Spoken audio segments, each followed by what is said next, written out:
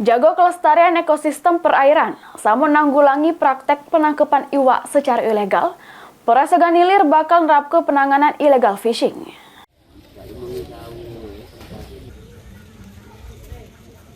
Larangan illegal fishing di wilayah hukum Polres Ogan Ilir disampaikan ke Wakapolres Kompol Helmi Ardiansa, di mana larangan tersebut merupakan bentuk kepedulian bersama terhadap keberlangsungan sumber daya alam, khususnya di sektor perikanan. Karena penangkapan iwak secara illegal fishing dengan distrum atau dibom racun bukan cuma merusak lingkungan perairan, tetapi juga merugikan para nelayan yang menangkap iwak dengan cara yang benar. Sesuai Undang-Undang Nomor 31 Tahun 2004 tentang Perikanan, penangkapan iwak secara ilegal bisa dikenakan sanksi pidana penjara paling lama 6 tahun sama denda paling besar 1,2 miliar rupiah. Oleh karenanya, Polres Ogan Ilir bakal memperkuat patroli perairan, sama tidak segan untuk menindak tegas para pelaku sesuai ketentuan hukum yang berlaku.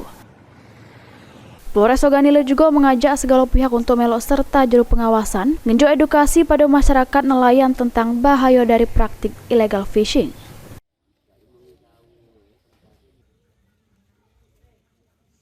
Ahmad Romawi, PAL TV.